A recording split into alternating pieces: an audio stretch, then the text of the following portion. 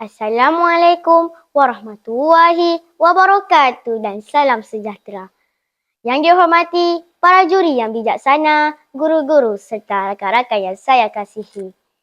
Nama saya Nurdia Kalisha binti Masjidul Hisham dari kelas 5 Aduka. Kod sekolah saya ialah BBA 1009. Pada hari ini, saya akan membicarakan sebuah buku yang sangat menarik yang bertajuk Sahabat Setia Selamanya. Daripada siri Lindungi Hidupan Liar hasil karya Safiah Ahmad Yasin.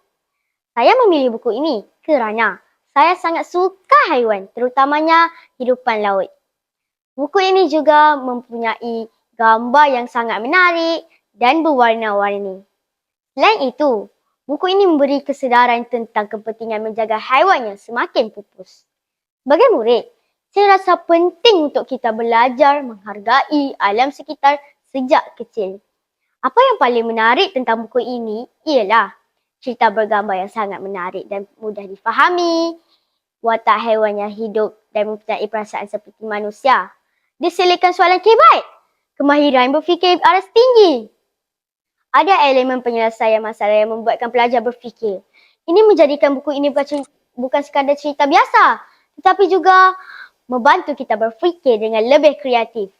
Saya sangat suka buku ini kerana ia mengajar tentang persahabatan yang setia. Dalam cerita ini, haiwan-haiwan saling membantu dan tidak meninggalkan kawan mereka walaupun dalam kesusahan. Ini mengingatkan saya kepada kehidupan saya di sekolah. Sebagai murid, kita perlu tolong-menolong, setia kepada kawan. Saya juga belajar bahawa persahabatan yang baik akan kekal selamanya jika kita saling menghargai. Bahagian kegemaran saya ialah ketika haiwan-haiwan dalam cerita bekerjasama untuk menyelesaikan masalah yang dihadapi. Mereka tidak putus asa, malah saling memberi sokongan antara satu sama lain. Situasi ini sangat menyentuh hati saya kerana menunjuk bahawa kita lebih kuat apabila kita bersatu. Masalah boleh diselesaikan dengan kerjasama. Antara kelebihan buku ini ialah bahasa yang mudah difahami oleh murid sekolah rendah, instruksi yang menarik dan berwarna-warni.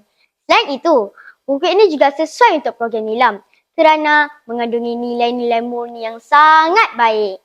Buku ini mengandungi banyak pengajaran yang boleh kita amalkan. Antaranya, kita mesti menyayangi haiwan dan alam sekitar, kita perlu setia dalam persahabatan, kita hendaklah tolong-menolong antara satu sama lain. Yang paling penting, kita perlu sedar bahawa hidupan liar juga perlu dilindungi supaya tidak pupus. Sebagai penutup, buku ini bukan sekadar menghiburkan tetapi juga mendidik kita supaya menjadi insan yang lebih baik. Saya sangat mencadangkan buku Sahabat Setia Selamanya ini kepada semua rakan-rakan kerana mengandungi nilai-nilai murni, ilmu dan pengajaran. Ingatlah, sahabat sejati sentiasa bersama.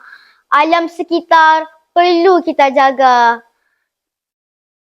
Dan ilmu daripada buku akan membentuk masa depan kita. Sekian, wabillahi taufiq wa hidayah. Wassalamualaikum warahmatullahi wabarakatuh.